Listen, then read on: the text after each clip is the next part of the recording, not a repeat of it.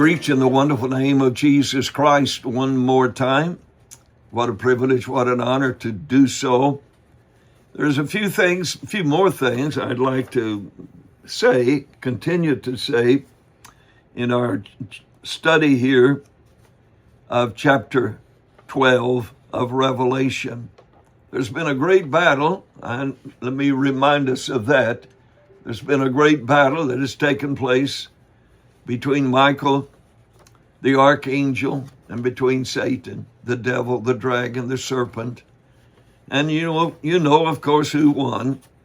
And Satan was cast out out of heaven, if you will. He had been prepared to, as we read in the very first verses, the dragon was waiting before the woman that was great with child to devour that man-child. The woman is Israel. The man-child would be Jesus Christ. And Satan tried his best to indeed destroy Jesus Christ during his ministry. This created a tremendous battle that took place between good and evil, between right and wrong, and the devil lost. He was cast out. And in verse 12, let me pick up there. After the battle is over, and the devil has been cast out, listen what it says in verse 12. Therefore rejoice, ye heavens, and ye that dwell in them. Woe to the inhabitants of the earth and of the sea, for the devil is come down unto you, having great wrath, because he knoweth that he hath but a short time.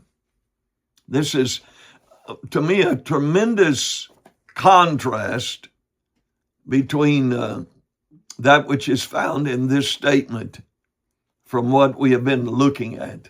On one side, there is an encouragement for rejoicing for those that are in heaven, but on the other side, there is a woe pronounced upon those that are still living on planet Earth, because the devil is coming down with great wrath. It may not have always been this obvious. The contrast has always been there between good and bad, between Satan, the works of Satan, and Jesus Christ. The redeemed, well, they've been in heaven now some 3+ years at this time. We suppose they have been witnesses. I don't know, but I like to suppose that they have been witnesses of this great battle that's taken place between Michael and his angels and Satan and his angels. And all these redeemed have had their own personal struggles and wars with Satan during, let me say, our sojourn on earth, because I want to be in that number. And there's many interesting stories that could be told by this great host of redeemed that have fought the good fight of faith and have overcome the enemy, and they're now in the presence of the Lord Jesus himself. Woe to the inhabitants of the earth. Now, we could chew on that a little bit. Satan's been upon the earth since Eden, but he's also had access to heaven. But now he's lost the battle in the heavens. And along with his imps, his angels, they've been driven out, never to return to that place. We don't know if they continued during the intervening years since the original fall, seeking to influence other angels to follow them. We don't know. But anyway, this influence, it's gone now because the devil's defeated. They now focus their entire attention on this earth. And it's little wonder that when we open the following chapter 13, we're going to introduce to the man of sin as the beast. For Satan will come And that's why the woes, woe to the inhabitants, because the devil's come down now. He is chosen to follow this man, to possess this man. It is a man, it is a leadership that will be in that position of, he's called the beast, but back in chapter 6, he was looked to as a good man, riding a white horse. But notice also it says, because he knows, he's upset, he's mad, because he knows he has but a short time. And the devil knows. He knows the Bible from beginning to end. And this time, the devil knows he only has 3.5 years of his dirty work to get accomplished what he would like to accomplish. And knowing that this time is this short, then he's going to muster up his forces for an invasion, shall I say, of this earth like it has never witnessed. Humanity has never witnessed like it's going to witness during these next 3.5 years. A dark cloud is about to descend over the earth, wrapping it, covering it in darkness, in chaos. The next 3.5 years will be the darkest, the bloodiest, the most horrible years that planet Earth has ever witnessed, our humanity. There no previous period of history, regardless of how dark it may have come about, not even the Holocaust is going to compare with this one. And rallying all of his forces, Satan he never gives up until he is given up and tossed into as it were, into the lake. But anyway, he's going to rally his forces to make one final effort to defeat the purpose and the plan and the will of God. But just like he fought the battle with Michael, he's going to lose. It's all going to be in vain. Now, he's going to conquer a lot of lives. He's going to seek to be the ultimate, if you will, and the horrible consequences will, the people that will suffer the influence, the onslaught, because it says, woe to the inhabitants of the earth and the sea. This is the third woe which was announced that would come upon the earth. As mentioned in a previous study, the woes increased in intensity, from one being the worst yet, the worst yet, the worst yet. And no woe would be greater than having Satan and all of his forces of evil coming down on you, and with great wrath having just lost face in a battle with the angels of God. So we can see him coming. He is mad. Just what is meant by and of the sea, I don't really know. We do know that in previous judgments have fallen on the sea. We read that back in chapter 8. We also know that the sea is busily occupied by many ships, superpower nations, both on top and underneath the waters. So regardless of where men may dwell, the effects of Satan's wickedness is going to be felt. And it says, the last part of that verse says, having great wrath, having great wrath. The enemy, he's always been mad. He's been mad at the workings of God on planet Earth from day one.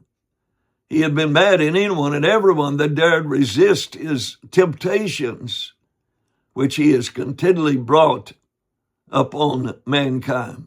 He's mad at anyone and everyone that would refuse to surrender to the beast now. There he's getting ready to be. As he presents the beast in his mark, he is going to be mad. But now, well, after his fight with Michael, he's going to be madder. The horrible consequence of his wrath will be the manifestation of the beast, in whom Satan himself will dwell. The beast. The beast will be the personification of Satan in human form on this earth. My. And also in verse 13, we go on, let me read the next verse. When the dragon saw that he was cast unto the earth, he persecuted the woman which brought forth the man-child. Again, the woman is Israel. Israel has been persecuted for many, many, many years. The most deadly and horrible, of course, was the time of Hitler and all the 6 million Jews that were destroyed in the Holocaust. But again, this is going to be the, shall I say, the final showdown. There's always, since the days of the Jewish nation, the days of Abraham, we could say, been those who have sought to eradicate the people of Israel, remove them from planet Earth, if you will, again, because, well, Satan, he's master of this whole world, was up to this time, and he's upset because of those that hinder his work. When the dragon, Satan, is cast down to the earth, he directs his fury against one people primarily, and that's Israel, the Jewish people, the descendants of Abraham. Now let me reiterate that every person that calls himself a Jew is not a descendant of Abraham. So we're talking about the progeny of Abraham, in which these promises were given, and these promises belong. There are many that claim to be Jews. As Paul put it, some are Jews outwardly, but just a few are Jews inwardly. I'm putting it in my words. There will be many that are not Jews, no doubt, that's going to refuse the mark of the beast and his system of evil. We read that in chapter 7. It will be the nation of Israel that's going to face the greatest fire of his wrath because of what they and who they represent. The God whom Satan is opposed to and whom Satan wants to bring down from his throne, that's the reason the battle continues. Probably when he's cast down to the earth, Satan is going to enter this man of sin that's going to come. Daniel wrote about the one that is to come. He's going to come with flattering. He came on that white horse in chapter 6 and influenced the world in Israel to make a covenant. But it's time now for him to break that covenant. He's been emphasizing the covenant for 3.5 years to gain his position and recognition and authority, but he's getting ready to break it because the 3.5 years is just about up now, and he's going to show his true colors.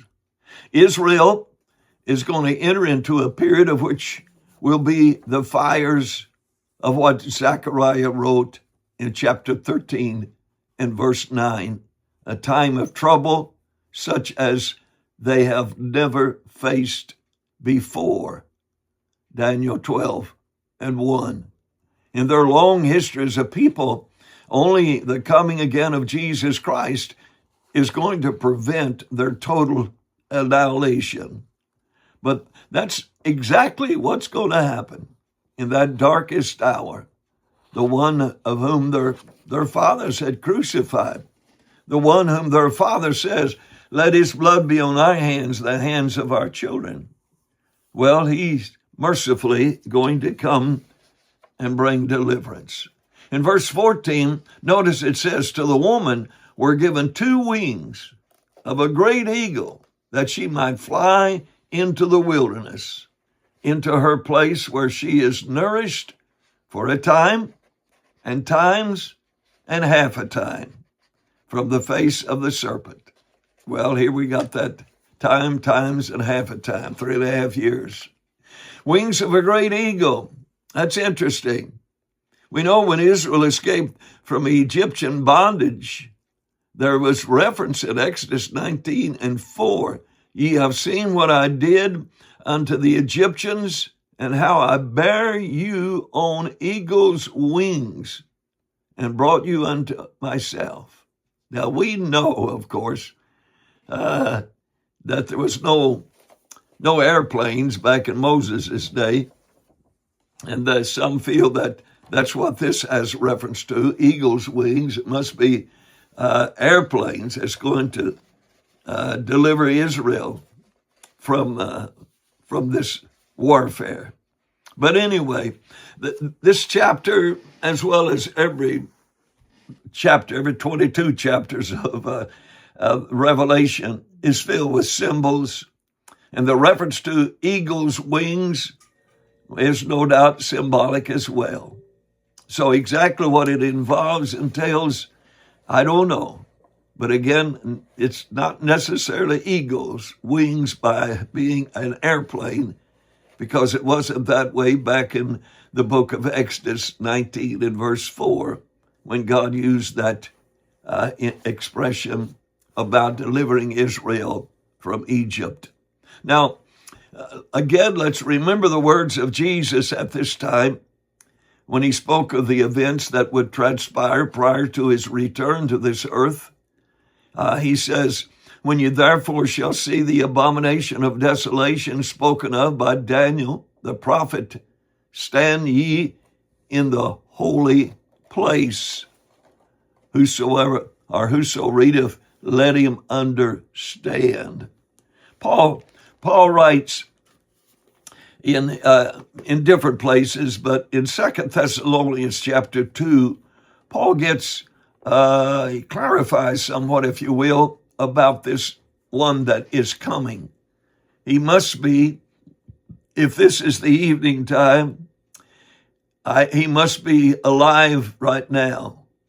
I don't think he even knows who he is and what he is going to be, but we've got some fellas out there that are very ambitious. Anyway, there are some that are ready to sell their soul to the devil. There have been those that have done it to be able to acquire position and recognition.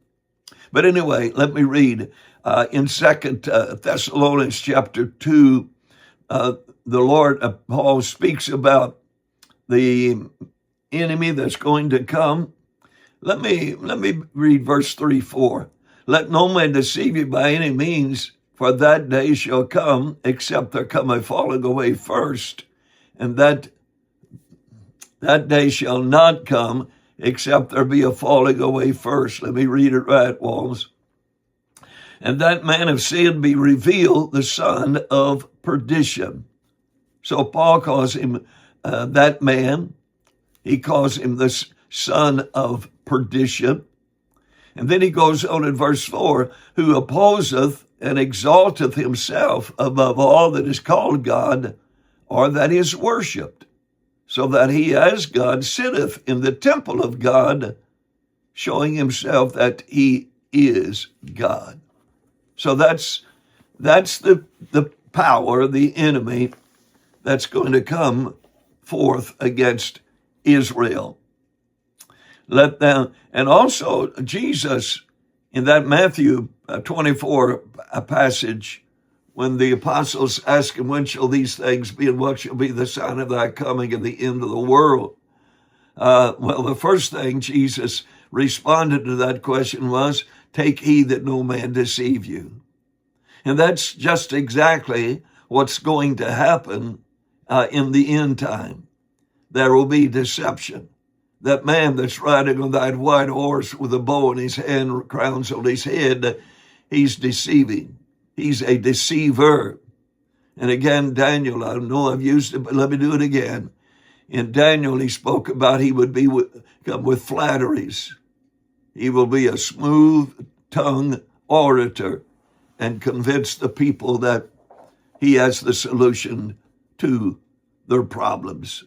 So Jesus emphasized when this flight will take place, It be at the time of the abomination of desolation, standing in the holy place. He emphasized the speed, the urgency of the escape. He says, don't go back home. If you're on that house stop, don't go down the house, get anything. This is his message to the Jewish people. The church is not here during that time in Matthew 24. But anyway, the beast is going to enter the temple of God in the middle of the week, declaring himself to be God, demanding the people to worship him. And this will be right after the dragon, as it were, is cast out of heaven. He's mad, he's upset, he's surely mad. But anyway, this idea that he will enter the temple, as I read there in 2 Thessalonians 2 and 4, and claim himself to be God. We assume by reading this temple that is speaking about a literal temple that has not yet been built in Jerusalem, that they will build a temple. I know you read about a lot about a temple being planned to be built in Israel. But anyway, I started to say something, and I don't know if I'm going to or not, but anyway, he'll enter into the temple in the middle of the week, claiming that he is God. So, is it talking about a physical? Let me just throw this at you. Is Paul talking about a physical temple, a literal temple, like Paul had in that day, or the Israel had in that day, a physical temple? Or is it talking about himself, the temple, that he is claiming, I'm God? You look at me, you're looking at God. Anyway, but into her place, that statement is made, which is interesting. And while Israel may not know at the present where this place is, where God's going to give them security, he not only knows where it is, it's all prepared. He said where she is nourished, again, speaking of Israel, the remnant, the ones that are going to be saved.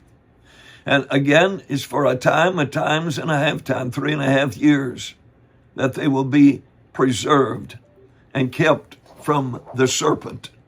Now, the preceding verse refers to the enemy as the dragon who was persecuting the woman Israel. And the name here switches to the serpent. And it's repeated also in the next verse, 15. And let me read verse 15. The serpent cast out his mouth, water as a flood, after the woman, that he might cause her to be carried away of the flood. And the earth helped the woman, verse 16, and the earth opened up her mouth and swallowed up the flood which the dragon cast out of his mouth. And notice verse 17.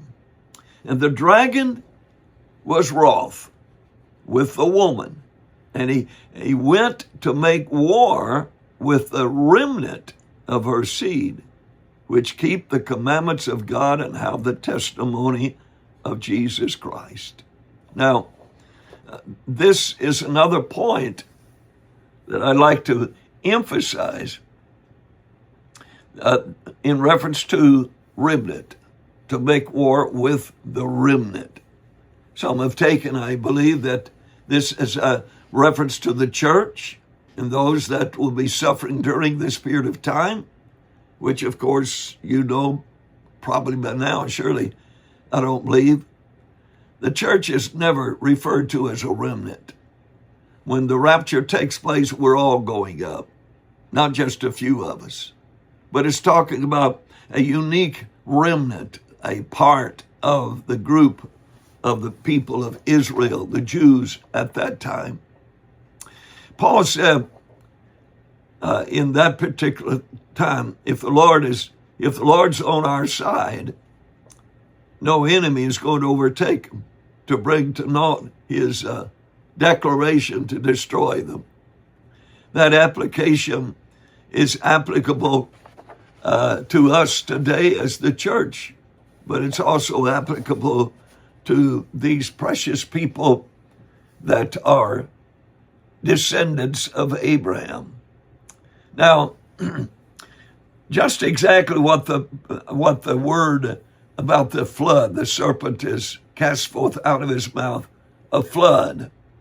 In terms of today's highly modern techniques of warfare, the enemy can fire missiles or some type of artillery after these fleeing Jews. We have no idea, no way of knowing how many is going to suffer death, but there will be a remnant that's going to escape. And interpreting the statement in symbolic language, as we have in the rest of this chapter, we conclude that it is no doubt a reference to some form of weaponry that's going to be employed by the beast in his effort to destroy those that are escaping out away from his grasp.